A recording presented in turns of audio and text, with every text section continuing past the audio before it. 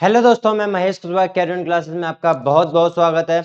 जैसे कि हमने पहले पिछली वीडियो में देख चुके हैं जिसमें भारत का जो प्राचीन इतिहास था, मध्यकालीन इतिहास था, उसकी जो प्रमुख घटनाएं थी, विशेषताएं थी तथा राजनीतिक, आर्थिक, सामाजिक जो व्यवस्थाएं थी उसके बारे में हम चर्चा कर चुके हैं। अब जो हम अगला टॉपिक लेने वाले हैं वो होगा हमारा आधुनिक भारत, जिसमें हम सबसे पहले बात करेंगे जो 1707 में औरंगजेब की मृत्यु हुई थी उसके बाद जो उत्तर मुगल काल आया तो उसमें कौन कौन से सम्राट थे, उन्होंने किसने शासन किया, उनमें क्या विशेषताएं थी। तो इसका हम ऊपर ऊपर से जल्दी से इंपोर्टेंट इसके जो फैक्ट होंगे वो कवर अप कर लेते हैं। उसके बाद देंगे यूरोपों का जो यूरोपीय थे उनका आगमन हमारे देश में कैसे हुआ, ठीक है, कहाँ कहाँ राज किया। उसके बाद जो हम सबसे ज्यादा फोकस करेंगे जो कि हमारे प्री के सिलेबस में बिल्कुल साफ साफ मेंशन किया हुआ है, जो हमारा है सामाजिक और धार्मिक सुधार आंदोलन 19वीं और 20वीं सदी के। उसके बाद भारतीय राष्ट्रीय आंदोलन, फिर 1947 के बाद जो एकीकरण पुनर्गठन हुआ था जो भारत का, उसकी बात करेंगे। तो आइए हम देखते हैं सबसे पहले जो मुगल साम्राज्य 1707 के बाद, ठीक है, 1707 के बाद का मुगल साम्राज्य जिसको उत्तर मुगल काल के नाम से भी जाना जाता है, उसका सबसे पहले बात करते हैं उत्तरकालीन मुगल साम्राज्य। ठीक है, उत्तरकालीन मुगल साम्राज्य। तो उत्तरकालीन मुगल साम्राज्य की बात कर रहे हैं तो इसमें तो सबसे पहले हम वो देखेंगे कि जो मुगल साम्राज्य था उसका अंत कैसे हुआ, ठीक है, उसके पतन के क्या कारण थे। तो मुगल साम्राज्य के जो पतन के कारण थे तो एक तो हो सकता है जैसे कि 1707 में औरंगजेब की मृत्यु हुई थी तो उससे पहले वही था शासक, तो औरंगजेब की नीतियां इसका एक कारण हो सकती हैं कि औरंगजेब की नीतियां ऐसी थी जिससे जो भारतवासी जो लोग थे, हिंदू सिख वगैरह, वो असंतुष्ट थे, ठीक है, खुश नहीं थे। जैसे कि उसकी एक सबसे क्रूर नीति थी जैसे कि सारे हिंदू जनताओं को और सिख जनताओं को इस्लाम में कन्वर्ट कर देना, इस्लाम धर्म में परिवर्तित कर देना। तो ये एक बहुत बड़ी समस्या थी हिंदुओं के लिए, ठीक है, और सिखों के लिए भी ये बहुत बड़ी समस्या थी। तो हो सकता है ये भी एक कारण रहा हो कि उसके बाद मुगल साम्राज्य पूरा पतन की ओर चलने लगा, ठीक है। और दूसरा कारण कह सकते हैं जैसे कि मराठाओं का भी उदय हुआ, ठीक है, मराठाओं का भी उत्थान होने लगा। नीचे मध्य प्रदेश के नीचे जब बात आती है पुणे की, महाराष्ट्र की, तो वहां पर भी मराठा भी उभर के आने लगे थे, शिवाजी, ठीक है, शिवाजी के जो वंशज थे और उत्तराधिकारी थे वो भी धीरे धीरे शक्तिशाली होने लगे थे। उसका कारण ये भी हो सकता है कि मराठाओं जब उदय हुआ वो भी शक्तिशाली होने लगे तो मुगल साम्राज्य धीरे धीरे दबसा गया, ठीक है, उनका पतन होने लगा। और बात करते हैं जैसे कि उत्तर मुगल काल की, तो उत्तर मुगल काल में नादिर शाह का क्या हुआ, आक्रमण हुआ, अहमद शाह अब्दाली का आक्रमण हुआ, ठीक है, नादिर शाह, अहमद शाह अब्दाली, ये ईरान के लोग थे, इन्होंने भारत पर आक्रमण किया और यहाँ से जो लूटें की, इन्होंने यहाँ से लूट के ले गए, तो वो भी एक कारण हो सकता है, ठीक है। और सबसे बड़ा कारण तो यही है कि यूरोपियों का आगमन हुआ हमारे देश में। यूरोपीय जब आए भारत में, जब ब्रिटिश, फ्रांसीसी, ठीक है, पुर्तगाली, डच, स्वीडिश, ये सब भारत में आए तो इन्होंने अपनी सत्ता स्थापित की, इन्होंने कंपनी डाली, कंपनी के माध्यम से भी इलाकों को जीतना स्टार्ट किया इन्होंने, इनकी रणनीति ही ऐसी थी। तो वो भी एक कारण हो सकता है कि मुगल साम्राज्य वहां पे दबसा गया। तो ये कुछ प्रमुख कारण थे जिसके चक्कर में जो मुगल साम्राज्य का पतन होने लगा था। अब जो हम बात करते हैं उत्तरकालीन मुगल साम्राज्य की, तो उत्तरकालीन मुगल साम्राज्य में जो पहला शासक था वो कौन था। उत्तरकालीन मुगल साम्राज्य में जो पहला शासक था वो था बहादुर शाह प्रथम, ठीक है, जफर तो 58 क्रांति में थे, बहादुर शाह प्रथम। अब ये कौन थे, तो 1707 में जब औरंगजेब की मृत्यु हुई थी तो औरंगजेब के 3 पुत्र थे, एक मोहम्मद मुअज्जम, एक थे मोहम्मद आजम और एक थे कामबख्श। जब मोहम्मद मुअज्जम, तो यही है मोहम्मद मुअज्जम, ठीक है, मोहम्मद मुअज्जम, इनके भाइयों के बीच में, सब भाइयों के बीच में युद्ध छिड़ने लगे थे। तो जैसे एक जाजऊ का युद्ध हुआ, जाजऊ का युद्ध जो आगरा के समीप पड़ता है, वहां पर यह युद्ध हुआ मोहम्मद मुअज्जम के बीच में और मोहम्मद आजम के बीच में। मोहम्मद मुअज्जम, मोहम्मद आजम, इन दोनों के बीच में युद्ध हुआ जिसमें मोहम्मद आजम हार गया था और उसकी वहीं पर उसको मार डाला था, ठीक है, मोहम्मद आजम को। उसके बाद तो 1707 में ये युद्ध हुआ, वो जीत गया था। तो मोहम्मद मुअज्जम जो कि बहादुर शाह के नाम से, जिसको शाह आलम वन भी कहा जाता, उसके नाम से ये गद्दी पर बैठा। उसके बाद ये हैदराबाद गया, हैदराबाद में इसका दूसरा भाई काम बख्श बैठा हुआ था, ठीक है, काम बख्श। तो हैदराबाद में इसने काम बख्श से भी लड़ाई की और उसके 2 पुत्र थे उसको भी मार डाला। तो इसका पूरा खाली हो गया था, मतलब खाली का मतलब ये हो गया कि किसी से इसको डर नहीं रहा था, अब ये अपना शासन आसानी से संभाल सकता था। तो अब फिर मोहम्मद मुअज्जम बहादुर शाह के नाम से गद्दी पर बैठा, जिसका एक और नाम था आलम शाह, ठीक है, इसका एक और नाम था क्या, आलम शाह आलम, ठीक है, शाह आलम वन। तो मोहम्मद मुअज्जम नाम था इसका, जो कि 1707 से लेकर 1712 ईस्वी तक लगभग 5 साल इसने शासन किया, ठीक है, और शाह आलम वन के नाम से भी ये जाना जाता है। और इसको उपाधि भी मिली थी, इसको एक उपाधि भी मिली थी, कौन सी, इसको उपाधि मिली थी शाह ए बेखबर, जो कि खफी खान ने इसको उपाधि दी थी। शाह ए बेखबर किसने दी थी, खफी खान ने इसको उपाधि दी थी। आगे बात करें, देखो शिवाजी के पौत्र, ठीक है, शिवाजी के पौत्र थे साहू जी, जो कि 1689 ईस्वी में ही औरंगजेब के कब्जे में थे, जब औरंगजेब का शासन था, ठीक है। जैसे ही औरंगजेब की मृत्यु हो गई 1707 में, तो साहू जी को भी क्या कर दिया, ये बहादुर शाह ने बंदी से मतलब छोड़ दिया, ठीक है, छोड़ दिया, और मराठाओं के साथ एक मैत्रीपूर्वक व्यवहार किया, ठीक है, मित्रता का हाथ बढ़ाया, दोस्ती का हाथ बढ़ाया, किसने, बहादुर शाह ने, ठीक है, जफर नहीं बहादुर शाह ने, जिसको मोहम्मद मुअज्जम के था इसका नाम, वो उसने, ठीक है, साहू को मुक्त कर दिया। तो इसके बाद ये साहू जब आया था तब इसकी लड़ाई हुई थी, ठीक है, अपनी मौसी ताराबाई से जो भी, ठीक है, तो वो मैं पढ़ा चुका हूँ।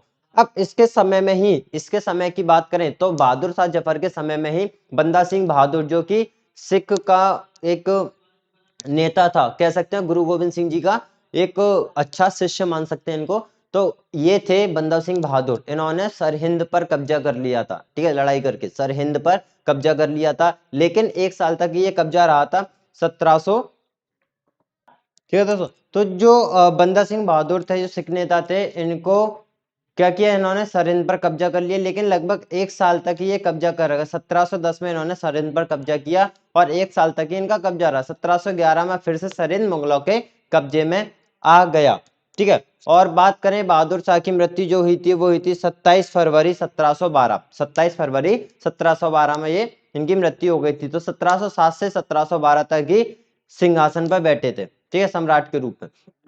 अब हुआ क्या, बहादुर शाह की जब वो बहादुर शाह की जैसे ही मृत्यु हुई, तो इसके बाद फिर से इनमें युद्ध होने लगा। बहादुर शाह की जैसे ही मृत्यु हुई, उसके बाद फिर से इनमें युद्ध होने लगा, कि ना इनके भाइयों में, जो बहादुर शाह के बेटे थे, उनमें भी आपस में युद्ध होने लगा। अब जो बहादुर शाह के जो बेटे थे, तो एक तो थे जहांदार शाह, ठीक है, दूसरे थे अजीम उस शान, और एक रफी उस शान, और एक थे जहान शाह। तो 4 पुत्र थे बहादुर शाह के। कौन, एक तो जहांदार शाह थे, ठीक है, जो कि बाद में जाके सम्राट बने, ठीक है, बहादुर शाह। जहांदार शाह के बाद थे अजीम उस शान, एक रफी उस शान, और एक जहान शान, जहान शाह। जहान शाह एक और बता देता हूँ, जहांदार शाह, अजीम उस्सान, रफी उस्सान और जहान शाह, ये 4 पुत्र थे। तो चारों में भी आपस में युद्ध होने लगे, ठीक है, आपस में युद्ध होने लगे। लेकिन जहांदार शाह जो ईरान दल के एक नेता थे, जो थे फर्रुख सियर, ईरान दल के, सॉरी जुल्फिकार खां, फर्रुख सियर ने वो तो सम्राट बने थे, जुल्फिकार खां, कौन, ईरान दल के नेता जुल्फिकार खां थे। तो जुल्फिकार खां ने ही जहांदार शाह की मदद की और सिंहासन पर बैठने, कौन बैठे फिर, जहांदार शाह, उनकी सहायता से, जुल्फिकार खां की सहायता से जहांदार शाह सिंहासन पर बैठे। लेकिन जो शक्ति थी इनके, जो इन्होंने वजीर बनाया था जहांदार शाह ने, वो किसको बना दिया था, जिन्होंने मदद की थी जुल्फिकार खां की, तो जुल्फिकार खां को इन्होंने वजीर बना दिया था। और जहांदार शाह ने ही जो आमेर के राजा हैं, आमेर के राजा, जो कि क्या नाम है उनका, सवाई जयसिंह, ठीक है, आमेर के राजा थे सवाई जयसिंह, उनको इन्होंने मालवा का सूबेदार बना दिया और इनको एक उपाधि भी दी, मिर्जा की उपाधि। सवाई जयसिंह को मालवा का सूबेदार भी बना दिया और मिर्जा की उपाधि भी दी। ऐसे एक और थे, कौन थे, अजीत सिंह, जो कहाँ के थे, मारवाड़ के राजा। अजीत सिंह थे जो थे मारवाड़ के राजा, उनको भी इन्होंने गुजरात का सूबेदार बना दिया और इनको भी एक उपाधि दी, महाराजा की उपाधि, ठीक है। सवाई जयसिंह को मिर्जा की उपाधि दी थी और जो अजीत सिंह थे उनको महाराजा की उपाधि दी थी। तो किसने, जहांदार शाह ने। ये एक इनकी एक प्रेमिका थी, ये प्रेम करते थे, वो थी लाल कुंवारी नाम की एक वेश्या थी, लाल कुंवारी नाम की वेश्या थी, उससे प्रेम करते थे। और उसको इसने क्या किया कि जो शासन में हस्तक्षेप करने का मतलब इजाजत दे दी कि हस्तक्षेप ये शासन चलाने में कर सकती हैं। तो इसी वजह से इनको लंपट मूर्ख भी कहा जाता है। लंपट मूर्ख किसको कहा जाता है? जहांदार शाह को ही कहा जाता है।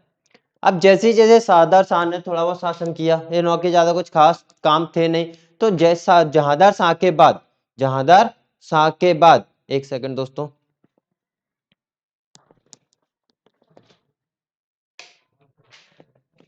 ठीक है, जहांदार शाह, अब जहांदार शाह के बाद जो राजगद्दी पर बैठे वो थे फर्रुखसियर। फर्रुखसियर 1713 से लेकर 1719 ईस्वी तक फर्रुखसियर गद्दी पर बैठा। और ये जो गद्दी पर बैठा वो बैठा था सैयद बंधु, दो सैयद बंधु थे, एक था अब्दुल्ला खां, एक था हुसैन अली। अब्दुल्ला खां और हुसैन अली दोनों की मदद से ही ये गद्दी पर बैठा। कौन? फर्रुखसियर, जो सैयद बंधु थे। अब सैयद बंधु में जो अब्दुल्ला खां, ठीक है, अब्दुल्ला खां और हुसैन अली दो थे, ठीक है दोस्तों। और इनके कौन के पुत्र थे? फर्रुखसियर। जैसे कि इनका मैंने बताया था बहादुर शाह के चार पुत्र थे, तो उनमें एक थे अजीम उस्सान, तो अजीम उस्सान का ही लड़का था फर्रुखसियर, ठीक है, अजीम उस्सान का ही लड़का था फर्रुखसियर, ठीक है। और इसने मिलके, तीनों ने मिलके, किसने? जो सैयद बंधु थे अब्दुल्ला खां, हुसैन अली, फर्रुखसियर, इनमें मिलके जहांदार शाह की हत्या कर दी और राजगद्दी पर बैठ गया फर्रुखसियर, ठीक है। उसके बाद अब्दुल्ला खां, हुसैन अली, तो अब्दुल्ला खां को जो फर्रुखसियर ने उपाधि दी थी वो दी थी वजीर, मतलब वजीर बना लिया था इनको, उपाधि क्या, वजीर बना लिया था अपने साम्राज्य में। और हुसैन अली को दी थी मीर बख्श की उपाधि, या फिर मीर बख्श बना लिया था, ठीक है। आगे इनको घृणित कायर भी कहा जाता है। किनको? फर्रुखसियर को घृणित कायर भी कहा जाता है। ये थोड़े इंपॉर्टेंट फैक्ट है, आप देख लेना। और बंदा सिंह बहादुर, जो कि मैंने बताया था, बहादुर शाह के टाइम पर बंदा सिंह बहादुर ने सरिंद पर कब्जा कर लिया था, बाद में उनको छोड़ना पड़ा था। लेकिन जब फर्रुखसियर आए थे, इन्हीं के टाइम पे इनकी मौत हो गई थी, ठीक है, लड़ाई लड़ते टाइम ही इनको मार डाला था, ठीक है। बंदा सिंह बहादुर की मृत्यु इन्हीं के टाइम पर हुई थी। और सैयद बंधु थे, ठीक है, सैयद बंधुओं के सहयोग से ही कौन? फर्रुखसियर गद्दी पर बैठा। लेकिन सैयद बंधुओं ने ही इनको मार डाला। कैसे? जो मराठा पेशवा थे, कौन? बालाजी बाजीराव, बालाजी विश्वनाथ, सॉरी, बालाजी विश्वनाथ के मदद से ही फर्रुखसियर की हत्या कर दी। किसने? सैयद बंधुओं ने ही। और इसके बाद रफी उद दर्जात, ठीक है, इसके बाद ही कौन आए? रफी उद दर्जात। लेकिन ये ज्यादा शासन नहीं कर पाए, ये इन्होंने केवल 2-3 महीने ही शासन किया था, बस, इनके कुछ ज्यादा काम नहीं थे। उसके बाद आए रफी उद दौला, ये भी सैयद बंधुओं के सहयोग से ही आए थे। रफी उद दौला, इन्होंने भी जून से सितंबर तक शासन किया था, इनका कुछ ज्यादा काम नहीं थे उनको। लेकिन एक उपाधि मिली थी शाहजहां द्वितीय की, शाहजहां द्वितीय की। किसको? रफी उद दौला को, ठीक है दोस्तों। अगर हम बात करें इसके बाद जो आए, वो आए मोहम्मद शाह। कौन आए? मोहम्मद शाह। 1719 से लेकर 1748 तक इन्होंने अच्छा खासा थोड़ा शासन किया, लगभग 29 साल इन्होंने शासन किया, ठीक है। अब इनका जो मूल नाम था, वो था रोशन अख्तर, मतलब रोशन अख्तर थे ये, मोहम्मद शाह के नाम से ही गद्दी पर बैठे सम्राट बने, ठीक है, रोशन अख्तर। सैयद बंधुओं का अंत हुआ इन्हीं के टाइम पे, ठीक है, सैयद बंधुओं का अंत हुआ, मार दिया था। सैयद बंधुओं में से किसको मार दिया था उन्होंने? हुसैन अली को, ठीक है, मार दिया था 1720 में। नादिर शाह का आक्रमण भी इसी में ही होता। नादिर शाह कहाँ का था? ईरान का था, ठीक है, इसका आक्रमण हुआ जे। और नादिर शाह को ही ईरान का नेपोलियन कहा जाता है, नादिर शाह को ही ईरान का नेपोलियन कहा जाता है। 1739 में इसने आक्रमण किया था। और मोहम्मद शाह को रंगीला बादशाह भी कहा जाता है, मोहम्मद शाह को रंगीला बादशाह भी कहा जाता है, ठीक है दोस्तों। अगर और बात करें करनाल का युद्ध, देखो दोस्त, करनाल का युद्ध हुआ किसके बीच में? जब नादिर शाह का आक्रमण हुआ तो नादिर शाह के बीच में ही हुआ होगा, उसको करनाल का युद्ध बोला जाता है, जो कि मोहम्मद शाह और नादिर शाह के बीच में हुआ था, जिसमें मोहम्मद शाह हार गया था और मोहम्मद शाह को बंदी बना लिया था। इसमें किसने? नादिर शाह ने। और दिल्ली और बंदी बनाने के बाद ये दिल्ली की तरफ चला, तो दिल्ली में भी लगभग इसने 15 दिन शासन किया, उस पर तख्ते ताउस पर 15 दिन तक शासन किया। और जब ये ईरान की तरफ फारस की तरफ वापस लौट रहा था, तो ये तख्ते ताउस, कोहिनूर का हीरा और लगभग 50 लाख रुपए ये लेके गया था। और फिर बाद में फिर मोहम्मद शाह को छोड़ दिया था। बाद में मोहम्मद शाह को छोड़ दिया, फिर इसने मरते टाइम तक ही वहां पर सिंहासन मतलब राजगद्दी पे बैठा रहा और राज किया। ठीक है। और बोला जाता है कि जो मोहम्मद शाह था वो तख्ते ताउस पर बैठने वाला अंतिम शासक था। क्यों? क्योंकि उसके बाद तो तख्ते ताउस कौन ले गया था? नादिर शाह ले गया था। तो लास्ट में जो बैठने वाला तख्ते ताउस, जो कि शाहजहां ने बनवाया था, ठीक है, तख्ते ताउस जो कि शाहजहां ने बनवाया था अपने सिंहासन के लिए, तो उसको कौन ले गया था? उसको ले गया था नादिर शाह। तो इसलिए बोला जाता है कि जो मोहम्मद शाह थे वो आखिरी सम्राट थे जो कि तख्ते ताउस पर बैठे थे। उसके बाद आए अहमद शाह।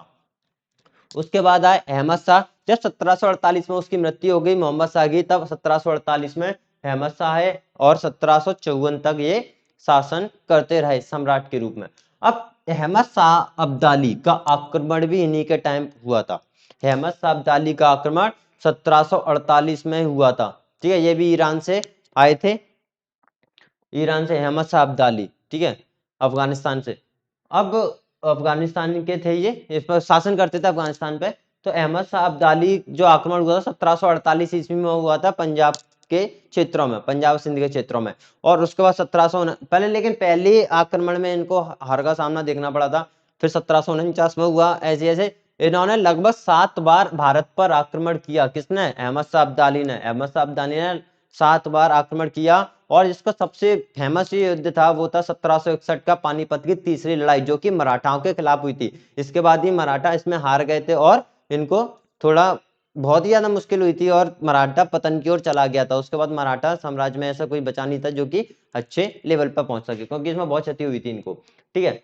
और अहमद शाह के टाइम पर ही इनके हिजड़ों के सरदार थे जावेद खां, जिसको जावेद खां भी कह सकते हो, जावेद खां या जावेद खां। उनको इन्होंने उपाधि दी थी। किसने? अहमद शाह ने नवाब बहादुर की उपाधि। नवाब बहादुर की उपाधि किसको मिली थी? हिजड़ों के सरताज जावेद खां थे या फिर जावेद खां, उसको मिली थी। आलमगीर द्वितीय, इसके बाद आलमगीर द्वितीय बैठा था। आलमगीर द्वितीय बैठा था।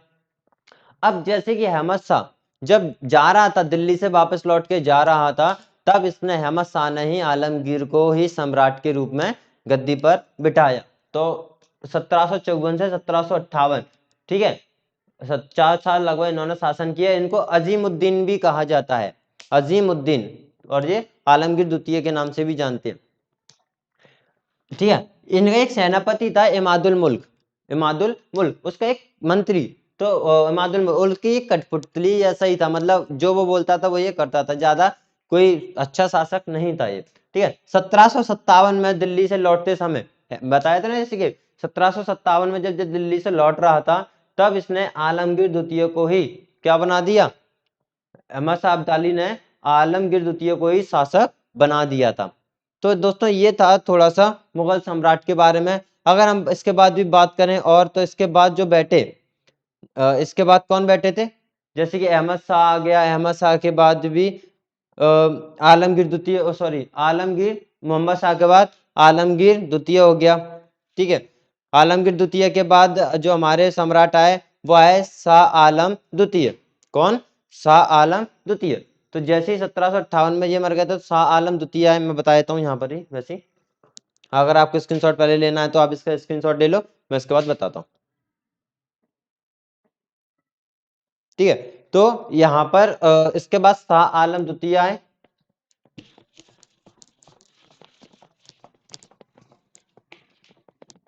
शाह आलम द्वितीय जो कि 1759 से लेकर 1700, यहाँ लिख देता हूँ, शाह आलम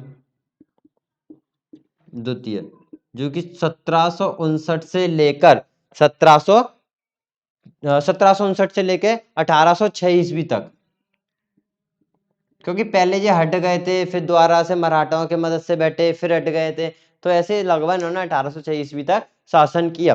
तो आलमगीर की जब, आलमगीर द्वितीय की जब मृत्यु हो गई थी, उसके बाद शाह आलम द्वितीय मुगल सम्राट बना था। ठीक है। इसका जो असली नाम था, इसका जो एक नाम था, इसका नाम था अली गौहर। क्या नाम था इसका? अली गौहर। अली गौहर इसका नाम था। और इसी के टाइम पर ही पानीपत की तीसरी लड़ाई हुई थी, इसी के समय में ही पानीपत की तीसरी लड़ाई हुई थी। अब देखो वो भी अहमद शाह अब्दाली नहीं की थी, लेकिन यहाँ पे मैंने आपको बताया था कि अहमद शाह अब्दाली लौट गया था किसको, आलमगीर द्वितीय को शासक बनाकर, लेकिन वो दोबारा से फिर से आया था, दोबारा से फिर से आया और मराठाओं से लड़ा था। ठीक है, तो पानीपत की तीसरी लड़ाई और बक्सर का युद्ध जो कि 1764 में हुआ था, वो इन्हीं के टाइम पर हुआ था, शाह आलम, क्योंकि शाह आलम 1806 तक रहे थे, तो 1764 में जो बक्सर का युद्ध हुआ था और पानीपत की तीसरी लड़ाई हुई थी वो इन्हीं के टाइम पर ही हुई थी। ठीक है, और इन्होंने, शाह आलम ने बक्सर के युद्ध में जो बंगाल के नवाब थे, कौन, मीर कासिम, बंगाल के नवाब मीर कासिम थे, तब इन्होंने, शाह आलम द्वितीय ने उनकी मदद की थी बक्सर की लड़ाई में। ठीक है, और फिर उसके बाद ही जब वैसे बक्सर की लड़ाई खत्म हो गई थी, तो फिर अंग्रेजों ने इनको क्या कर दिया, अंग्रेजों ने पेंशन भोगी बना दिया, पेंशन भोगी मतलब पेंशन पे ही जीने वाला बना लिया। ठीक है, फिर उसके बाद ये हट गया था शाह आलम द्वितीय, उसके बाद फिर से बना मराठाओं के संरक्षण से 1772 में, फिर मराठाओं के संरक्षण से फिर से ये राजगद्दी पर बैठा। ठीक है, तो ऐसी ऐसी इनकी छोटी सी कहानी थी। फिर 1788 में फिर से गद्दी पर आए। ठीक है, वो उस पर किसका अधिकार हो गया, महादजी सिंधिया ने इनको बिठाया, जो कि मराठी थे, ठीक, मराठा थे, तो महादजी सिंधिया ने इनको बिठाया, लेकिन उस पर अपना कब्जा पूरा रखा। ठीक, तो ये इनकी कहानी थी केवल छोटी मोटी सी। तो शाह आलम द्वितीय का ऐसा कुछ काम थे नहीं ज्यादा। ठीक है, और इनके जाने के बाद जो 1803 में ही जो दिल्ली पर अधिकार हो गया था वो अंग्रेजों का ही हो गया था। ये तो केवल पेंशन भोगी बना दिए थे, पेंशन पर जीने वाले थे बस केवल। ठीक है, केवल यही इनका पूरा वो था। फिर शाह आलम द्वितीय की जब मृत्यु हुई, शाह आलम इनको अंधा बना दिया था। ठीक है, मैं बताऊंगा क्या, छोड़, इतना कुछ ज्यादा वो नहीं है। तो शाह आलम द्वितीय हो गए, उसके बाद जो बैठे वो बैठे अकबर द्वितीय। ठीक है, अकबर टू अब ये 1806 में ये चल बसे। तो अकबर टू कब आए, 1806 में, और 1837 तक उन्होंने राज किया। अकबर टू 1806 से 1837 तक। ठीक है, अकबर टू आए। अब ये शाह आलम की मृत्यु के बाद इसका पुत्र अकबर शाह बैठा। देखिए शाह आलम का ही लड़का था ये अकबर टू, ये शासक बना, अंग्रेजों के संरक्षण से गद्दी पर बैठा, अंग्रेजों ने इसको संरक्षण दिया और ये गद्दी पर बैठा। और अंग्रेजों के टाइम पर अंग्रेजों से संरक्षण प्राप्त करके जो गद्दी पर बैठा हुआ वे पहला शासक था अकबर टू। ठीक है, अकबर टू कौन था, अंग्रेजों के संरक्षण से गद्दी पर बैठने वाला यह पहला शासक था। अगर हम बात करें, ये भी ऐसे ही थे, ये भी अंग्रेजों की पेंशन से ही पल रहे थे, यही समझो, अंग्रेजों की पेंशन भोगी थे, ये भी पेंशन पर शासन करने वाले शासक थे ये। और अकबर टू ने ही राजा राम मोहन राय, राजा राम मोहन राय, ठीक है, पहले तो इनका नाम था राम मोहन राय, राम मोहन राय ही नाम था पहले, लेकिन अकबर टू ने ही इनको उपाधि दी थी राजा की, इसलिए इनका नाम हो गया राजा राम मोहन राय। राजा की उपाधि राम मोहन राय को किसने दी थी, अकबर टू ने दी थी, इसलिए इनको राजा राम मोहन राय बोलते हैं। ठीक है, और इनके टाइम पे फिर क्या हुआ, मुगलों के सारे सिक्के भी बंद हो गए थे, मुगलों के सिक्के अब चल नहीं रहे थे। ठीक है, 1837 में इनकी मृत्यु हो गई थी। जैसे ही 1837 में इनकी मृत्यु हुई, तो फिर इसके लास्ट जो सम्राट थे, लास्ट बादशाह कह सकते हैं, लास्ट सम्राट कौन थे, बहादुर शाह जफर, या फिर बहादुर शाह सेकंड। ठीक है, बहादुर शाह जफर सेकंड जो थे वो यहाँ पर बैठे थे। या तो बहादुर शाह जफर बोलो या फिर बहादुर शाह सेकंड बोलो, बात एक ही है। ठीक है, क्योंकि वो पहले आए थे वो बहादुर शाह थे केवल, बहादुर शाह जफर नहीं थे। तो बहादुर शाह थे या बहादुर शाह सेकंड बोल सकते हो या फिर बहादुर शाह जफर बोल सकते हो उनको। तो 1837 में कौन आया, बहादुर शाह, बहादुर शाह सेकंड या फिर जफर बोल सकते हो 1837 में। और 1858 तक इन्होंने राज किया। 1857 की क्रांति में इनका भी योगदान था। ये इनको पूरी जनता ने एक बादशाह की उपाधि दे रखी थी। ठीक है, बादशाह इन्हीं को माना था, पूरा सम्राट की पूरा नेतृत्व यही कर रहे थे। ठीक है, जो अंतिम मुगल साम्राज्य थे, ठीक है, अंतिम मुगल साम्राज्य थे, जिनका जो उपनाम था वो जफर के नाम से ही ये जाने जाते थे, और जफर के नाम से ही कविताएं लिखते थे, शायरी लिखते थे। ठीक है, जफर के नाम से, इसलिए इनको बहादुर शाह जफर कहा जाता है। ठीक है, ये भी अंग्रेजों की पेंशन पर शासन करते थे, अंग्रेजों की पेंशन मिलती उसी पर ये शासन करते थे। और 1857 की क्रांति में, जैसे कि भी पहले ही बताया था, 1857 की क्रांति में इनका भी बहुत बड़ा योगदान रहा था।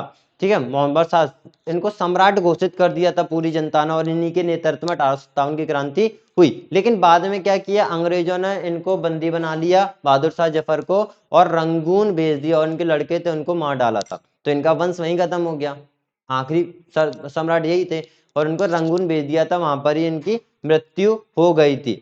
से लगभग 1858 में तक इन्होंने शासन किया, और 1862 में इनकी मृत्यु हो गई थी। तो दोस्तों ये था छोटा मोटा पूरा एक ही बार में पूरा किया हुआ, जितने भी उत्तर मुगल कालीन थे इनकी छोटी छोटी विशेषताएं जो थी हमने वो कर ली। अब जो हम बात करेंगे वो करेंगे यूरोपियों का आगमन, कि यूरोपीय जो हमारे देश में आए उनके बारे में। आप चाहते हो इसका स्क्रीनशॉट ले सकते हो, ले लिया होगा।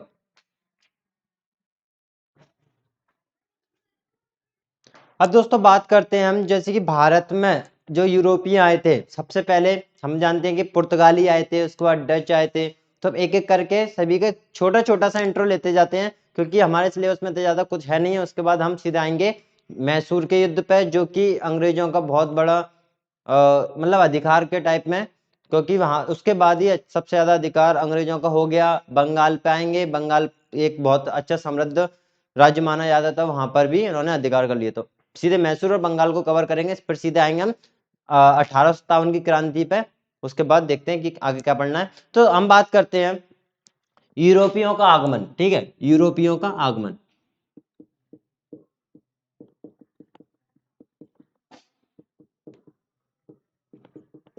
जब हमारे देश में यूरोपीय आए तो उनमें सबसे पहले जो थे वो थे पुर्तगाली।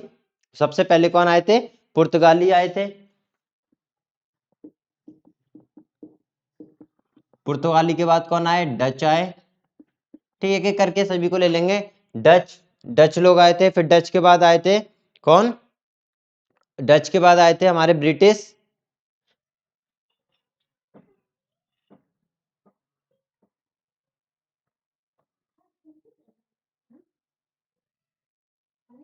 ठीक है, ब्रिटिश, ब्रिटिश के बाद आए डेनिश, डेनिश। फिर आए फ्रांसीसी। ठीक है, फ्रांसीसी के बाद जो आए वो थे स्वीडिश। ठीक है, ये ज्यादा कोई याद रखने वाली बात भी नहीं है। क्या है जो हमें सबसे ज्यादा पढ़ना है, तो सबसे ज्यादा ब्रिटिश के बारे में ही पढ़ना है, क्योंकि इन्होंने ही सबसे ज्यादा अधिकार हमारे देश में जताया था। ठीक है, इन्होंने सबसे ज्यादा राज किया था।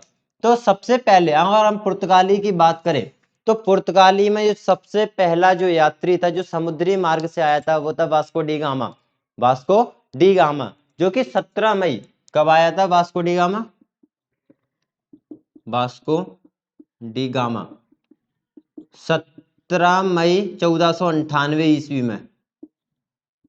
17 मई 1498 ईस्वी में वास्को डी गामा जब भारत आया था, ये समुद्री मार्ग से आया था, और इसकी जो मदद की थी आने में वो था अब्दुल मुनीक। ठीक है, गुजरात का था अब्दुल मुनीक, उसने ही मदद की थी। और कालीकट बंदरगाह पर पहुंचा। कहां पर पहुंचा, कालीकट बंदरगाह पर, कालीकट बंदरगाह पर। और कालीकट बंदरगाह पर किस जगह पर पहुंचा था, तो ये पहुंचा था कप्पक डाकू, कप्पक डाबू। ठीक है, कप्पक डाबू जगह पर। कौन, वास्को डी गामा। ठीक है, और फिर उन्होंने धीरे धीरे अपनी कंपनियां स्थापित की। तो 1530 में इन्होंने कोचिन में, 1530 में कोचिन में पुर्तगालियों ने पहली फैक्ट्री डाली। ठीक है, पहली फैक्ट्री डाली 1503 में। और यहाँ के जो पहले गवर्नर थे वो थे फ्रांसिस्को दी अल्मेडा। कौन, Francisco de Almeida, Francisco de Almeida ये पहले गवर्नर थे, ये पहले गवर्नर थे, फ्रांसिस्को दी अल्मेडा। ठीक है, इन्होंने 1509 में मिस्र, तुर्क, गुजरात की जहां की संयुक्त सेना को पराजित करके द्वीप पर अधिकार कर लिया था। ठीक है, और इनके टाइम पे एक इन्होंने पॉलिसी चलाई थी वो पॉलिसी थी ब्लू वाटर पॉलिसी। किसने? फ्रांसिस्को दी अल्मेडा ने blue water policy, blue water policy. Blue water policy क्या होता है? तो ब्लू वाटर पॉलिसी में जो हिंद महासागर है, हिंद महासागर पर कब्जा करना, मतलब पुर्तगालियों का नियंत्रण हो जाए, बस पुर्तगालियों का हिंद महासागर पर नियंत्रण हो जाए व्यापार करने के लिए, तो उसको बोलते हैं ब्लू वाटर पॉलिसी।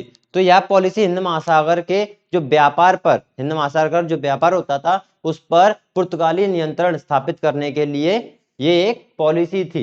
ठीक है, अल्मेडा ने शुरू की थी। किसने? अल्मेडा ने शुरू की थी। अगर हम बात करें इनमें कहां कहां पर अधिकार किया, तो इन्होंने गोवा पर अधिकार किया 1510 में, फिर मलक्का पर अधिकार किया 1511 में, फिर हरमुज पर अधिकार किया 1515 में। तो इन्होंने ऐसे ऐसे अपना पूरा कंपनी बढ़ाना स्टार्ट कर दी। तो इनके बारे में हमें ज्यादा कुछ पढ़ना नहीं है क्योंकि सिलेबस में इतना कुछ ज्यादा है नहीं है। ठीक है, उसके बाद जो आए वो आए डच। इसके बाद कौन आए? डच। अब डच लोग कौन होते हैं? तो नीदरलैंड के निवासी। ठीक है, नीदरलैंड से आए थे ये। पुर्तगाल के बाद जो भारत में आए वो थे डच, और वो थे नीदरलैंड के निवासी निवासी नीदरलैंड, नीदरलैंड जिसको हॉलैंड भी कहा जाता है या फिर हॉलैंड। ठीक है, नीदरलैंड बोलो या हॉलैंड बोलो, यहाँ के निवासी थे। इनकी कंपनी का जो नाम था वो था United East India Company of Netherlands. क्या था? United East India Company of, United East India Company of Netherlands. ठीक है, United East India Company of Netherlands था। और डचों ने भारत में पहली फैक्ट्री जो खोली थी वो खोली थी 1605 ईस्वी में मुसलीपट्टनम में। कहाँ पे? पहली कंपनी 1605 में मुसलीपट्टनम में, मुसलीपट्टनम। किन्ने? डच लोगों ने जो पहली कंपनी खोली 1605 में मुसलीपट्टनम में खोली थी। ठीक है, ये हो गया। अब बात और करें तो बंगाल में डचों ने प्रथम फैक्ट्री की स्थापना कहाँ पे की थी? बंगाल तो एक समृद्ध राज्य में से माना जाता था, तो बंगाल में की थी पीपली में, पीपली में प्रथम फैक्ट्री बंगाल में। ठीक है, बंगाल में है ये। बंगाल में जो पहली फैक्ट्री डचों ने खोली थी वो खोली थी पीपली में। ठीक है, और इन्होंने कारखाने की बहुत सारे कारखाने भी खोले, मुख्यालय पुलिकट को बनाया। ठीक है, और इन्होंने कोर्ट वगैरह भी खोले थे। तो ये इनके बारे में ज्यादा कुछ है नहीं है। वैसे तो पढ़ने लायक तो बहुत है पढ़ोगे तो, लेकिन इतना सिलेबस से हमें हटके नहीं लेना है कुछ भी। ये मैं इसलिए बता रहा हूँ क्योंकि क्रम वाइज चलना है हमें। क्रम वाइज मतलब कि पहले भारत में जब यूरोपीय आए थे तो कौन कौन आए थे, फिर ब्रिटिश ने कैसे क्या राज किया, कौन कौन से राज्यों को इसने जीता। ठीक है, जो सबसे मैसूर की लड़ाई मैसूर के राज पर, ठीक है, बक्सर का युद्ध जिसमें था, और हमारा जो बंगाल पर। ठीक है, तो इनकी बात करेंगे, प्लासी का युद्ध, बक्सर युद्ध, इसके बाद ही अंग्रेजों के पास ज्यादातर अधिकार आ गए थे। तो हम ज्यादातर वो फोकस करेंगे जो एग्जाम में आ सकता है। उसके बाद हम देखेंगे 19वीं और 20वीं शताब्दी के धार्मिक और सामाजिक सुधार आंदोलन, 1857 की क्रांति। तो ये क्वेश्चन बहुत इंपॉर्टेंट यहाँ से बन सकते हैं। यहाँ से क्वेश्चन आने की संभावना बहुत ही कम है क्योंकि सिलेबस में ये मेंशन बिल्कुल भी नहीं है। उसमें तो केवल ये है कि प्राचीन और मध्यकालीन भारत की जो विशेषताएं जो घटना है, ठीक है, उसी के बारे में बोला गया है, प्राचीन और मध्यकालीन भारत के बारे में। ठीक है, और इसमें ज्यादा कुछ है नहीं है। ये तो थोड़ा मॉडर्न हिस्ट्री के अंदर आया था, आधुनिक इतिहास के अंदर, और आधुनिक इतिहास में उन्होंने ऐसे कोई चर्चा नहीं की है। बस हमें उसमें केवल ये देखना है कि जो 19वीं और 20वीं शताब्दी के जो सामाजिक और धार्मिक सुधार आंदोलन है वो कैसे क्या रहे हैं। तो इनको हम जल्दी जल्दी एक बार क्रम वाइज देख लेते हैं कि क्या है क्या नहीं है इसमें। ठीक है, अब जब डचों के पतन के कारण क्या हो सकते हैं? ठीक है, एक युद्ध हुआ था, मैं बता देता हूँ, ये थोड़ा इंपॉर्टेंट हो सकता है, बेडरा का युद्ध, जो कि बंगाल में, बेडरा का युद्ध। ठीक है, बेडरा कहाँ पे है? बंगाल में। बेडरा का युद्ध, बेडरा का युद्ध किसके खिलाफ हुआ था? बेडरा का युद्ध हुआ था अंग्रेजों के खिलाफ और डचों के खिलाफ, जिसमें डच बहुत बुरी तरीके से पराजित हो गए थे। ठीक है, तो हो सकता है कि उसी वजह से इनका पतन होने लगा था। ठीक है, और ऐसे ही कुछ थे। अब जो बात करेंगे हम डीप में वो करेंगे ब्रिटिश की। ठीक है, कौन? ब्रिटिश।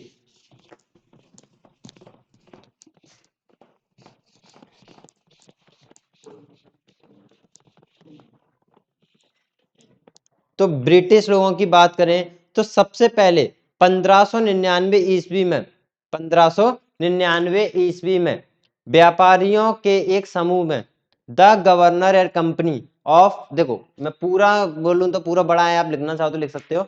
1599 ईस्वी में लंदन में व्यापारिक एवं व्यापारियों के लिए समूह में the governor and company of merchants of training into the east India, ठीक है, बहुत बड़ा है तो इससे आप इतना अलग लो, ईस्ट इंडिया कंपनी, ठीक है, नामक कंपनी की स्थापना की थी। कहां पर की थी? तो लंदन में की थी, ठीक है। उसके बाद 1599 में एक जॉन मिल्डन हॉल नामक अंग्रेज, कौन? 1599 में 1599 में जॉन मिल्डन हॉल नामक एक अंग्रेज आया था। कहां पर?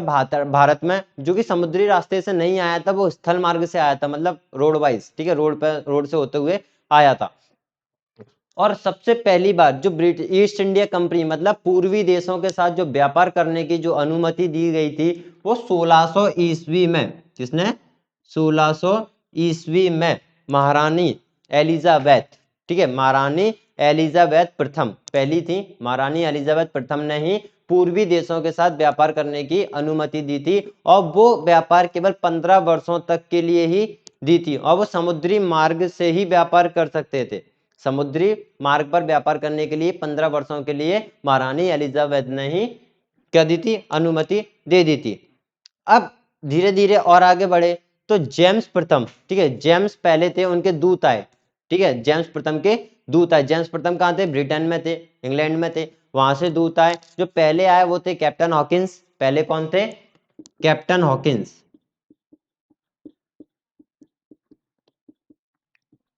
पहले कौन थे? कैप्टन हॉकिंस थे। 1608 ईस्वी में हेक्टर नामक, ठीक है, 1608 ईस्वी में आए थे। हेक्टर नामक पहला जो अंग्रेजी जहाज था, वो कैप्टन हॉकिंस के नेतृत्व में ही भारत आया। जहाज का नाम क्या था? हेक्टर। 1608 ईस्वी में आए थे, ठीक है, 1608 ईस्वी में हेक्टर नामक जहाज, हेक्टर नामक जहाज को लेकर वो किसके नेतृत्व में आया? कैप्टन हॉकिंस के नेतृत्व में आया। और कहां पर पहुंचा? वो सूरत के बंदरगाह पर पहुंचा, ठीक है। समुद्र के रास्ते ही भारत पहुंचने वाला पहला व्यक्ति कौन था? कैप्टन हॉकिंस ही था। जो अंग्रेज में समुद्र के रास्ते से पहुंचने वाला पहला व्यक्ति कैप्टन हॉकिंस था, क्योंकि इससे पहले तो स्थल मार्ग से कौन गया था? वो गया था जॉन मिल्डन हॉल, ठीक है, जॉन मिल्डन, और वो स्थल मार्ग से गया था। और समुद्र के रास्ते से पहुंचने वाला पहला कैप्टन हॉकिंस ही था। ये फिर जहांगीर के दरबार, जा उस टाइम पे जहांगीर का शासन था, तो जहांगीर के दरबार में मिलने के लिए गया था। और जहांगीर से पहले हॉकिंस को सूरत में व्यापार करने की अनुमति दी। जहांगीर ने पहले क्या कर दी? जहांगीर ने वो व्यापार करने की अनुमति दे दी थी, किसको? कैप्टन हॉकिंस को। लेकिन बाद में हुआ क्या? जो स्थानीय सौदागर थे ना, और पुर्तगाली भी थे यहाँ पर उस टाइम, उससे पहले, तो इन्होंने विरोध करना चालू कर दिया कि नहीं, इनकी कंपनियां भारत में नहीं आना चाहिए। तो फिर इसको निरस्त कर दिया गया। तो जहांगीर ने इसको अनुमति रद्द कर दी। इसकी अनुमति पहले तो दे दी थी, लेकिन बाद में इसकी अनुमति रद्द कर दी, ठीक है। फिर ऐसे ऐसे जिन्होंने भी धीरे धीरे अपना व्यापार बढ़ाया। तो ऐसे ही हमारा पूरा ब्रिटिश साम्राज्य स्थापित धीरे धीरे होने लगा था। अब पूरा तो डीप में जाना नहीं है, तो हम सीधे आते हैं डेनिश की, फ्रांसीसी, स्वीडिश की जल्दी जल्दी बात करके फिर सीधे हम आएंगे मैसूर पर। एक सेकेंड दोस्तों, ठीक है दोस्तों। अब जो बात करें, हम डेनिश की बात करें, तो जो डेनिश लोग थे, जो 1616 ईस्वी में भारत आए थे। कब? 1616 ईस्वी में भारत आए, 1616 ईस्वी में भारत आए। और डैन लोगों ने जो अपनी पहली फैक्ट्री खोली थी, वो खोली थी 1620 में, 1620 में पहली फैक्ट्री, ठीक है। उसके बाद उन्होंने एक और फैक्ट्री खोली थी, वो खोली थी 1626 में समथिंग, 1636 में, ठीक है, सेजामपुर में, ये त्रावणकोर में खोली थी। और उसके बाद सेरामपुर में, ठीक है, सेरामपुर में। लेकिन इन्होंने ज्यादा शासन नहीं किया, इन्होंने पूरी फैक्ट्री बेच बाच के अंग्रेजों को ये वापस लौट गए थे। 1745 ईस्वी में सारी फैक्ट्री अंग्रेजों को बेच के वापस चले गए थे। तो इतना ज्यादा कुछ था नहीं। उसके बाद फ्रांसीसी आए। फ्रांसीसी जो आए थे, वो आए थे 1664 ईस्वी में, ठीक है। और इनकी एक इन्होंने ईस्ट इंडिया कंपनी डाली थी। फिर उसके बाद 1667 में इनका एक दल भी आया था, मतलब फ्रांसिस कैरो के नेतृत्व में। तो फिर उन्होंने भी थोड़ा आगे बढ़ाया अपना, ठीक है। इनका अंग्रेजों से युद्ध भी हुआ, जिसको कर्नाटक के युद्ध के नाम से बहुत फेमस है, ठीक है। तो ये इनका कुछ ज्यादा था नहीं, बस इनका थोड़ा नेतृत्व, वो केवल सीरियल वाइज चलना था हमें, इसलिए मैंने ले लिया, नहीं तो मैं इसको लेता भी नहीं, ठीक है। मैं डायरेक्ट मैसूर की लड़ाई पे आता और बंगाल पर ही आता। तो दोस्तों ये केवल इतना ही शायद ठीक है, ज्यादा कुछ में पढ़ना नहीं है, केवल क्रम याद रख लो कि कौन कौन आए थे और पहली कंपनी कब कब आई थी इनकी। पुर्तगाली में वास्को डी गामा था 1498 ईस्वी में आया था, ठीक है। फिर डच लोग आए, ब्रिटिश आए, तो मैंने सभी की डेट वाइज बता दी है, बस इसका पता होना चाहिए कब कब आए। अब हम जो स्टार्ट करेंगे वो स्टार्ट करेंगे ब्रिटिश में ही, बाद में जब मैसूर पे इन्होंने हमला किया, मैसूर पे, और फिर उसके बाद बंगाल की भी बात करेंगे, तो बस केवल हम वही देखेंगे, ठीक है दोस्तों। अब जो हम बात करते हैं वो करते हैं मैसूर की बात। तो मैसूर की जो राज्य की स्थापना की थी, मैसूर के वो की थी चिक्का कृष्णराज, ठीक है। चिक्का कृष्ण, 18वीं सदी में ही मैसूर में चिक्का कृष्णराज का शासन था। 18वीं सदी में किसका? चिक्का कृष्णराज, चिक्का कृष्णराज, चिक्का कृष्णराज का शासन था। लेकिन ये मात्र कठपुतली का शासक था, इसकी जो वास्तविक में जो शक्ति थी किसके हाथों में थी? वो थे इसके दो मंत्री थे, नंदराज और देवराज। कौन? नंदराज और देवराज, यही इसका शासन संभालते थे बस। तो ये ज्यादा फेमस नहीं थे, इन्होंने केवल शासन संभाला। लेकिन जब हम बात करें कि मैसूर का इतिहास अच्छा सा कहां से स्टार्ट होता है, तो वो स्टार्ट होता है हैदर अली से। कहां से? हैदर अली से। हैदर अली, ठीक है। 1721 में मैसूर में, ठीक है। कब? 1721, 1721 में मैसूर के कोलार में जन्मे। कौन? हैदर अली। कौन? हैदर अली, ठीक है। मैसूर में एक साधारण क्या थे? अधिकारी थे, केवल सिंपल साधारण अधिकारी थे, ठीक है दोस्तों। केवल जो हैदर अली था, पहले तो कुछ था नहीं, ये तो केवल मैसूर की सेना में एक सिंपल अधिकारी था, ठीक है। इस पर ज्यादा कुछ शक्तियां भी नहीं थी। तो बाद में इसको डिंडी गुल, बाद में डिंडी गुल, ठीक है, डिंडी गुल का क्या बना दिया? सूबेदार बना दिया, फौजदार कह सकते हो, डिंडी गुल का फौजदार बना दिया, डिंडी गुल का फौजदार बना दिया किसको? हैदर अली को, ठीक है। बाद में डिंडी गुल में ही फ्रांसीसियों की मदद से, डिंडी गुल में ही फ्रांसीसियों की मदद से, उनके सहयोग से इसने शस्त्रागार की स्थापना की। किसकी? शस्त्रागार की स्थापना की। और वास्तविक शक्ति थी पूरी मैसूर की शक्तियां, वो किसके हाथों में आ गई? वो हैदर अली के हाथों में आ गई थी 1761 में, ठीक है। 1761 में जो मैसूर की सारी शक्तियां थी, ठीक है, मैसूर की समस्त शक्ति किसके हाथों में आ गई? हैदर अली के हाथों में ही आ गई। तो हैदर अली के टाइम पर ही प्रथम आंग्ल मैसूर युद्ध हुआ, ठीक है, आंग्ल मैसूर युद्ध। तो यहाँ पे आंग्ल मैसूर युद्ध की बात करें, सबसे पहले पहला, ठीक है, पहला आंग्ल मैसूर युद्ध, पहला आंग्ल मैसूर युद्ध की बात करें तो पहला आंग्ल मैसूर युद्ध हुआ था 1767 से लेकर 1769, ठीक है। 2 साल तक ये युद्ध चला, 1767 से लेकर 1700, पहला वाला आंग्ल मैसूर युद्ध, ठीक है, 1767 से लेकर 1769। और इस युद्ध में अंग्रेजों के साथ कौन कौन थे? एक तो थे हैदर अली। तो हैदर अली ने मराठाओं के साथ और जो हैदराबाद में जो निजाम थे उनके साथ थोड़ी संधि कर ली, उनका भी सहयोग इनको मिला। और ये तीनों ने लेकर, कौन? हैदर अली, कौन कौन थे पहले लिख देता हूं। हैदर अली थे, और कौन थे? निजाम थे हैदराबाद के, और कौन थे? मराठा थे। इन तीनों ने मिलके अंग्रेजों के खिलाफ युद्ध छेड़ दिया, ठीक है। तीनों ने मिलके अंग्रेजों के खिलाफ युद्ध छेड़ दिया, जिसमें निजाम अंग्रेजों की तरफ मिल गए थे बाद में, ठीक है। निजाम अंग्रेजों से मिल गया और हैदर अली ने ही अंग्रेजों को मंगलौर में पराजित किया, ठीक है, मंगलौर में ही हरा दिया था इनको, अंग्रेज हार गए थे, ठीक है। युद्ध समाप्ति के 1769 में हुआ था युद्ध समाप्ति। यहां पर एक संधि हुई थी, मद्रास की संधि, मद्रास की संधि। तो ये युद्ध का अंत क्या हुआ? कौन सी संधि के साथ हुआ? मद्रास की संधि के साथ। मद्रास की संधि हुई, उसके साथ ही इस युद्ध का समाप्ति हुई, ठीक है। इसमें अंग्रेज हार गए थे। इसके बाद द्वितीय आंग्ल मराठा युद्ध हुआ, ये तो पहला था। इसके बाद कौन सा हुआ? द्वितीय आंग्ल मराठा युद्ध, सॉरी द्वितीय आंग्ल मैसूर युद्ध, मराठा नहीं, द्वितीय आंग्ल मैसूर युद्ध।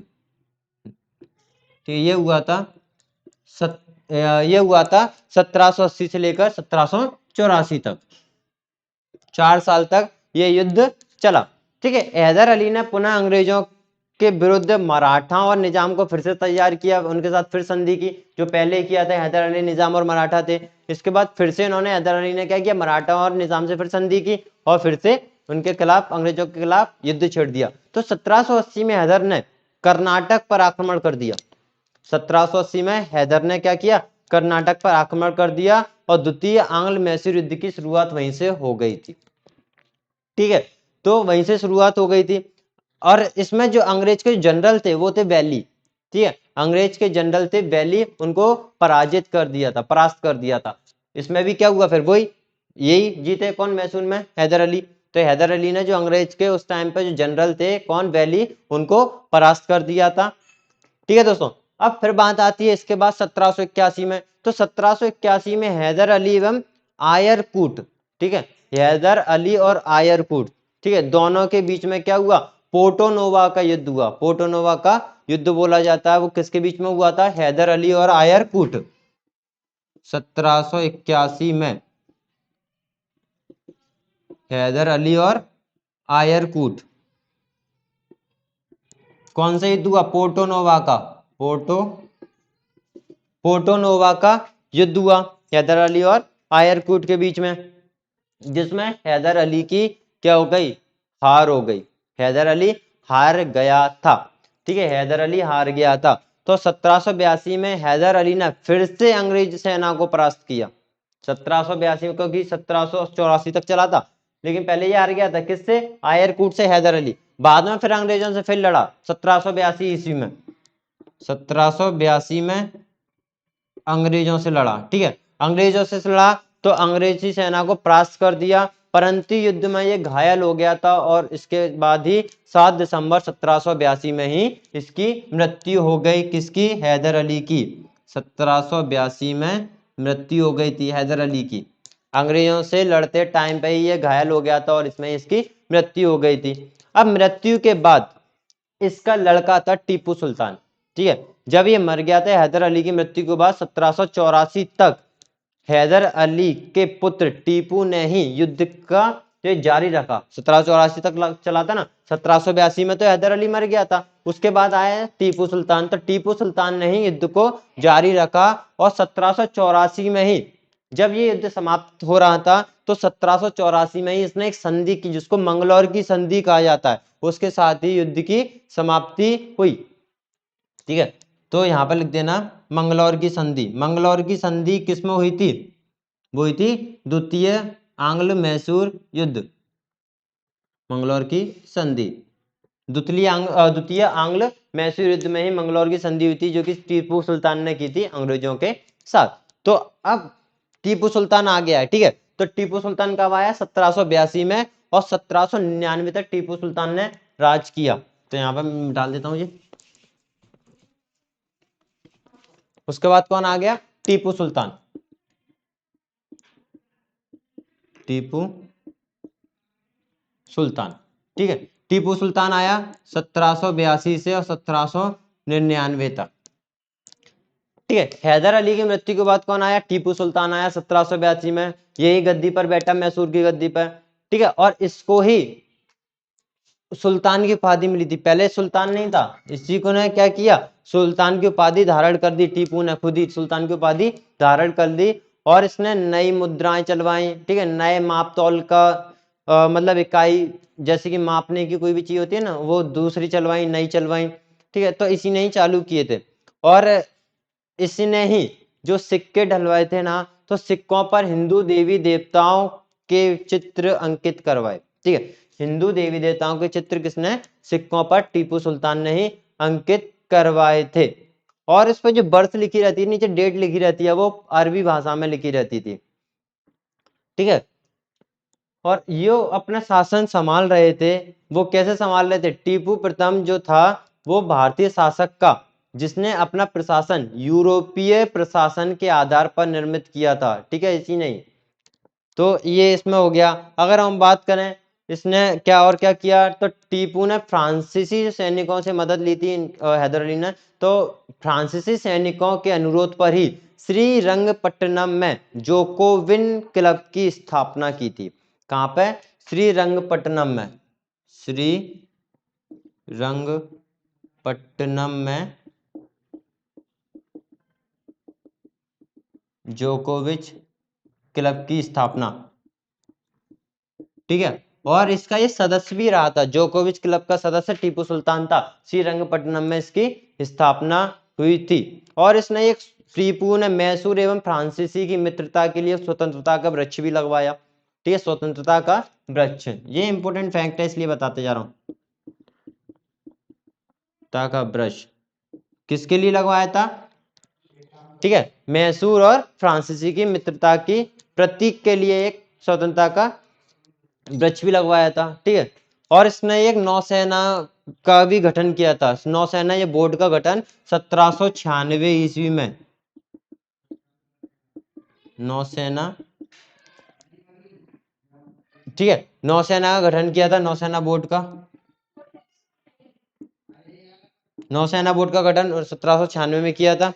ठीक है, और बाद में टीपू ने क्या किया, मंगलौर, मोतीबाद, दारिदाबाद में जो डाक की व्यवस्था होती है, डाक यार्ड का निर्माण इसी ने करवाया था। तो ये हो गया थोड़ा सा द्वितीय आंग्ल मैसूर युद्ध के बारे में और टीपू के बारे में। अगर हम बात करें तृतीय आंग्ल मैसूर युद्ध, तृतीय आंग्ल मैसूर युद्ध जो कि लगभग 2 साल तक चला था, 1790 से लेकर 1792 में।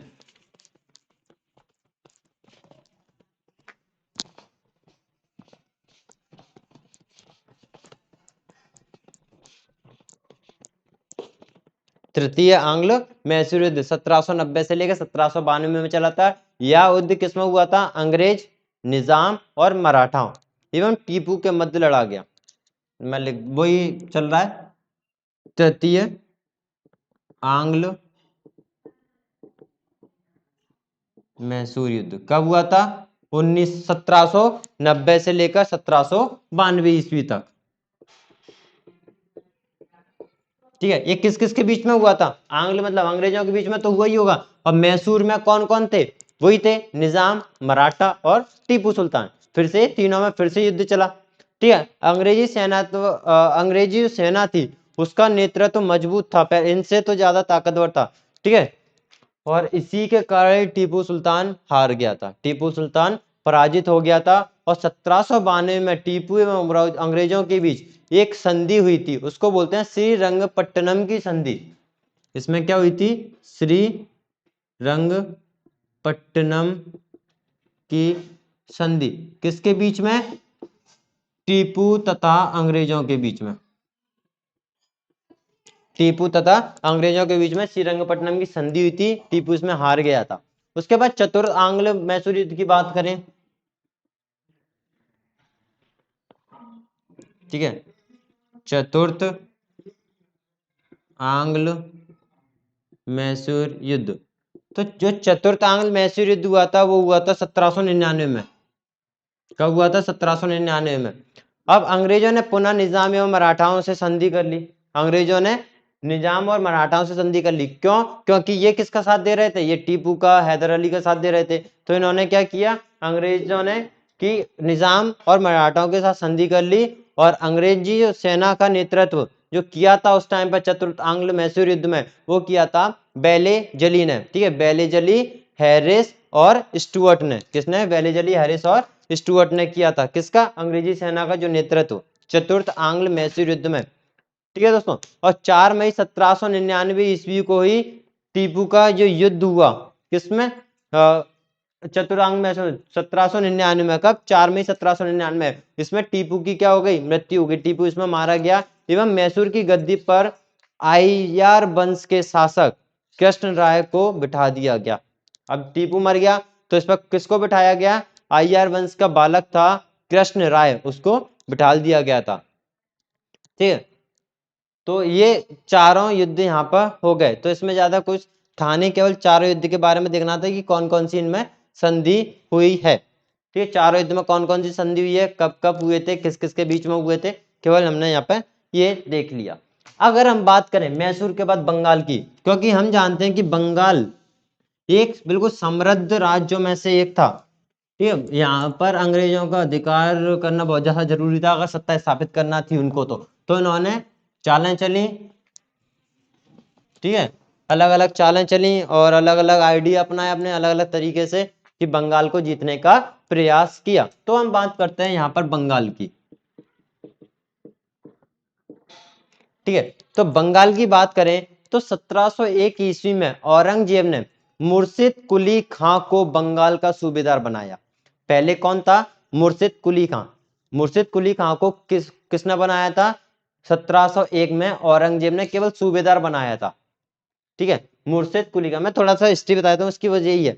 तो बंगाल का जो सूबेदार था वो था मुर्शिद कुली खां, जिसको औरंगजेब ने बनाया था 1701 ईस्वी में। और जो बंगाल में जो आते थे, कौन कौन से राज्य आते थे, तो बिहार, उड़ीसा और बंगाल, तीनों से मिलकर पूरे बंगाल का पूरा एक राज्य बना हुआ था। तो मुर्शिद कुली खां जो था तो बंगाल, बिहार और उड़ीसा का सूबेदार था।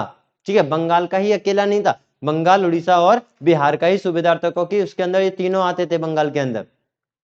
जब औरंगजेब की मृत्यु हो गई तो उसके बाद मुर्शिद कुली खां के नेतृत्व में पूर्ण स्वतंत्र राज्य हो गया।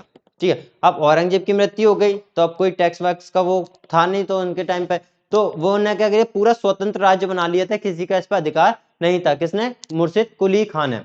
मुर्शिद कुली खान ने पूरे स्वतंत्र राज्य बना लिया। अब 1704 में मुर्शिद कुली खान ने बंगाल की राजधानी को ढाका से कहां ले गया, मुर्शिदाबाद, जो कि मुर्शिद कुली खान ने एक नगर की स्थापना की थी, उसका नाम था मुर्शिदाबाद। तो पहले राजधानी थी ढाका में, अब वो राजधानी कहां पे आ गई, मुर्शिदाबाद में। ठीक है, मुर्शिदाबाद में आई 1704 ईस्वी में ही। और मुर्शिद का जो था, मुर्शिद को बंगाल में नई जमींदारी पर आधारित कुलीन वर्ग का जनक माना जाता है। ठीक है, क्यों, मुर्शिद को जो बंगाल में नई जमींदारी पर आधारित जो कुलीन वर्ग था, ठीक है, उसका जनक मानते हैं।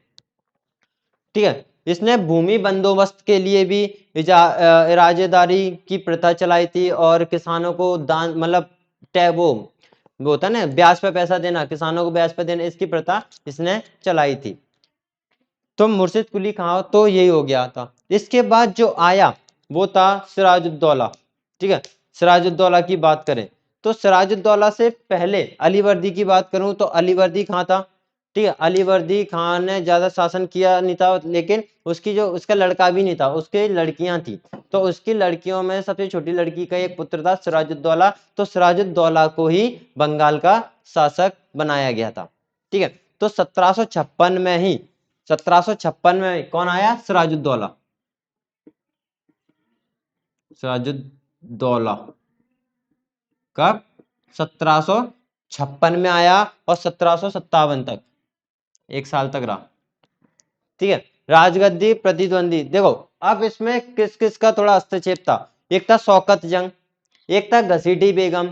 घसीटी बेगम कौन थी, जो इसी की मौसी, सिराजुद्दौला की जो मौसी थी वो थी, मतलब ये इसका बहिष्कार कर रहे थे। और एक था मीर जाफर, ठीक है, सेनापति इसी के ही, शासक का ही।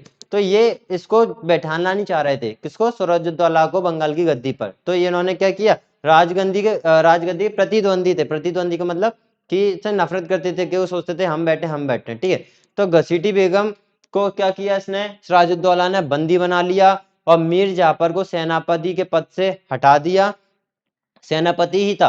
ठीक है, और मीर मदान को सेनापति बना दिया, मीर जाफर को हटा के मीर मदान को सेनापति बना दिया। और इसने जो शौकत था, शौकत जंग, उसके साथ भी एक युद्ध लड़ा था, जिसको मनिहारी का युद्ध कहा जाता है। मनिहारी का युद्ध,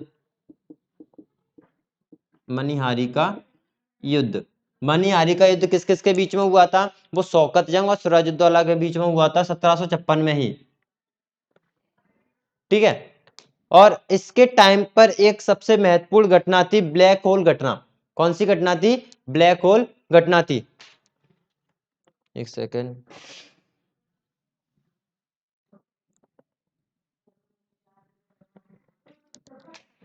सॉरी।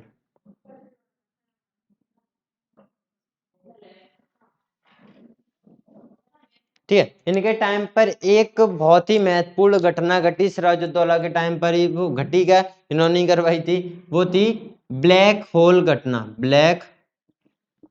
होल ब्लैक होल की घटना, ठीक है, वो की 20 जून 1756 में थी।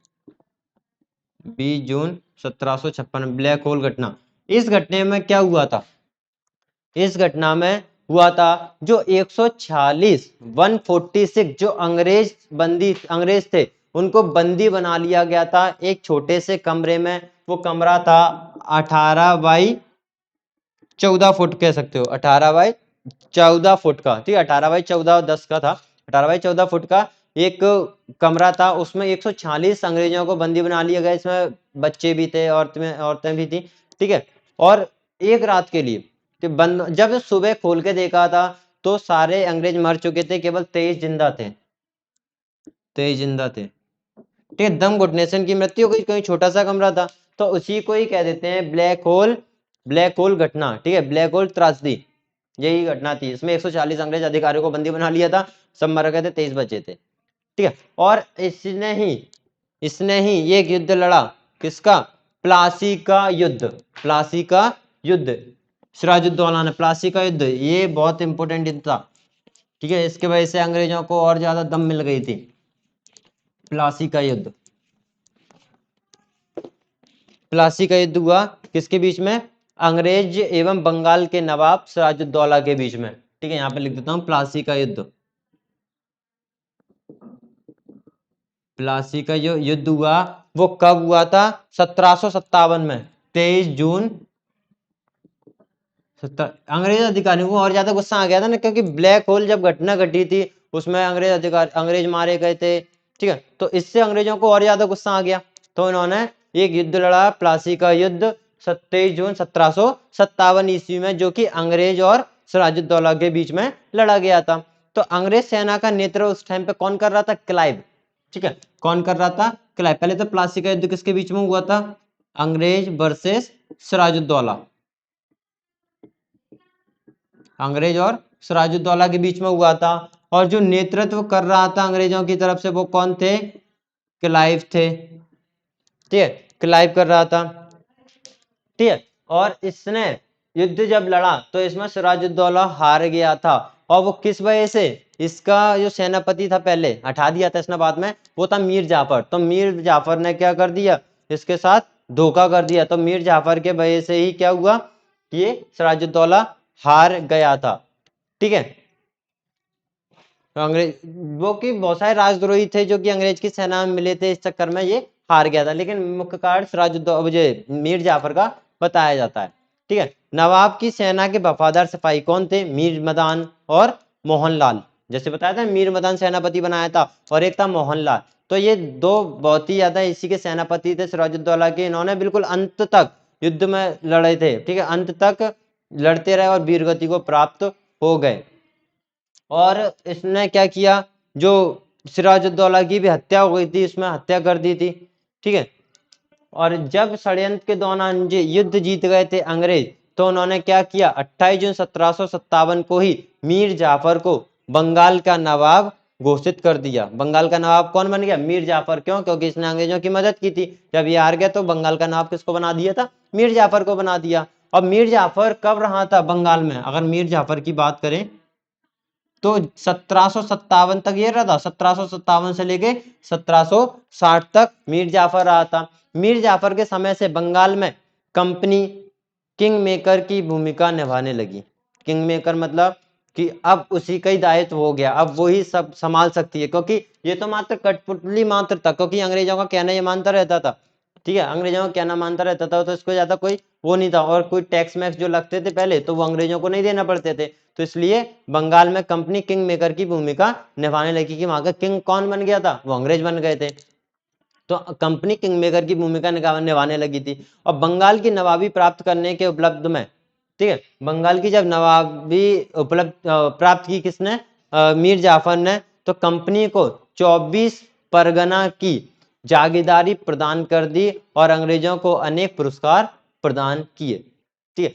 क्योंकि अब ये तो ये मात्र कठपुतली का था ना, अब अंग्रेजों ने बिठा ला था, तो अंग्रेजों के लिए भी कुछ करेगा, तो 24 परगने की जमींदारी दे दी और ये बहुत सारे पुरस्कार भी मीर जाफर ने अंग्रेजों को दिए। ठीक है, अब इसके बाद क्या हुआ, 1760 में मीर कासिम ने युद्ध, ये क्या किया, मीर कासिम कहां पर बैठा, बंगाल के सिंहासन पर बैठा। 1760 में मीर जाफर ने अपने दामाद मीर कासिम के पक्ष में सिंहासन त्याग दिया।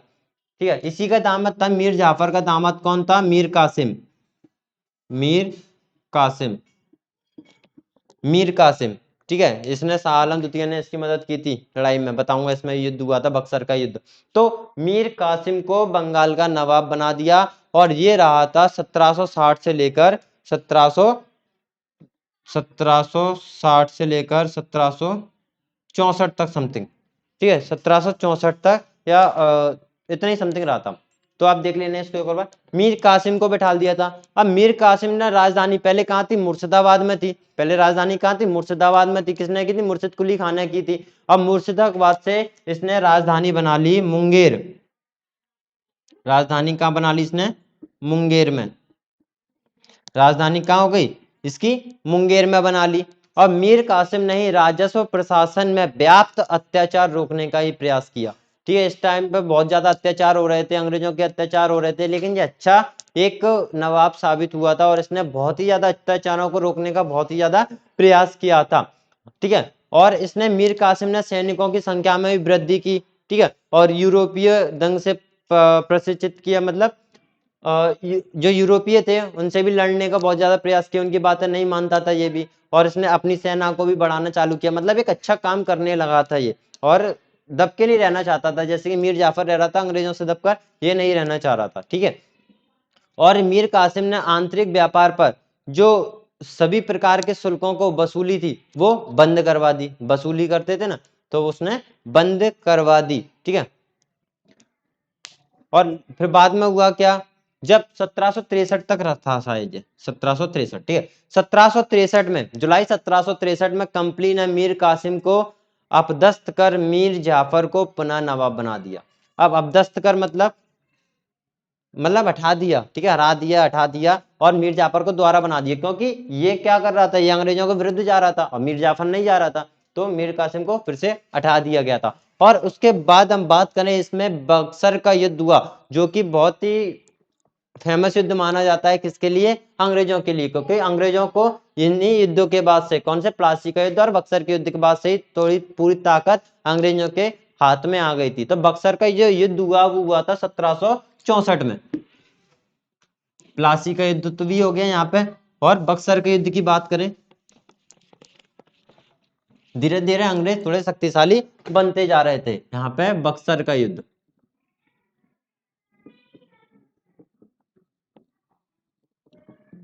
बक्सर का युद्ध, जो बक्सर का युद्ध वो 1764 में लगभग हुआ था। ठीक है, यह युद्ध अंग्रेजी सेना एवं किसके बीच में हुआ था, मीर कासिम, जिसकी मदद की थी शाह आलम द्वितीय ने, और शुजा-उद-दौला। ठीक है, ये इन्होंने संधि की थी, किसने, मीर कासिम था, शाह आलम द्वितीय था जो मुगल सम्राट था उस टाइम पे, और शुजा-उद-दौला, ये तीनों ने मिलकर अंग्रेजों के खिलाफ क्या किया, युद्ध किया। लेकिन हुआ क्या, अंग्रेजी सेना का नेतृत्व उस टाइम पर कौन कर रहा था, हेक्टर मुनरो। हेक्टर मुनरो नेतृत्व कौन कर रहा था, हेक्टर मुनरो कर रहा था। नेतृत्व कौन कर रहा था, हेक्टर मुनरो कर रहा था। और 23 अक्टूबर 1764 को युद्ध प्रारंभ हो गया था।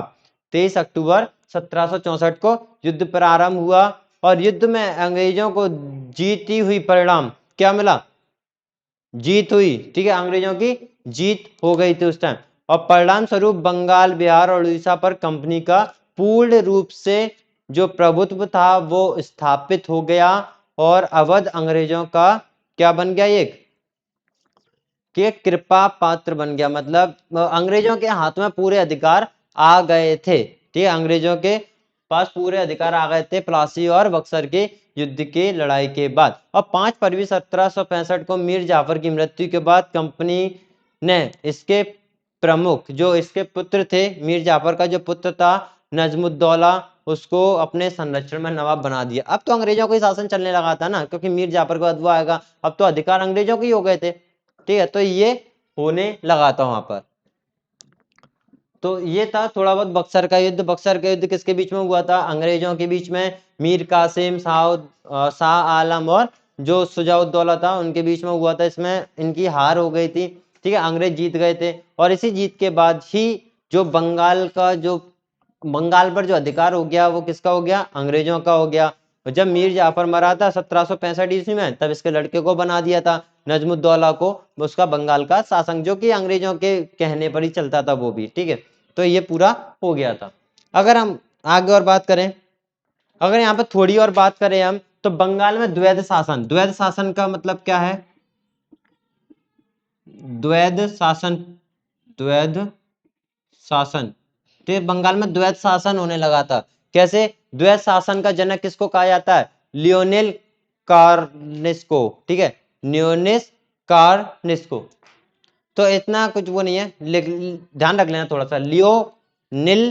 न्योलिल कार्टिस, न्योनिल कार्टिस को इसका द्वैध शासन का जनक कहा जाता है। इन्होंने ही किया था द्वैध शासन। द्वैध शासन का मतलब होता है, 1765 में इसकी शुरुआत हुई थी। इसका मतलब होता है कंपनी के जो दीवानी है, कंपनी की जो दीवानी और एक निजामत, कंपनी की दीवानी और निजामत के कार्यों का जो निष्पादन वो भारतीयों के माध्यम से करती थी, जबकि वास्तविक सत्ता कंपनी के पास थी, ठीक है।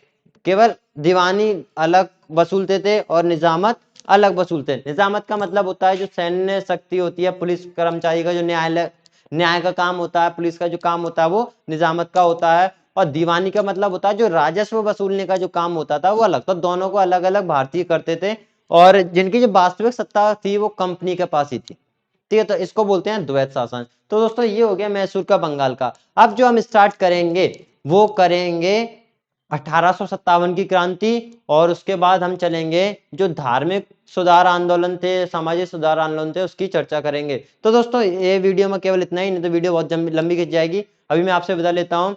इस चैनल को लाइक शेयर सब्सक्राइब करना मत भूलिए, और बेल आइकन पर जरूर क्लिक कर दीजिए, इससे हमारे नोटिफिकेशन आपको टाइम टू टाइम मिलते रहें। तो बाय।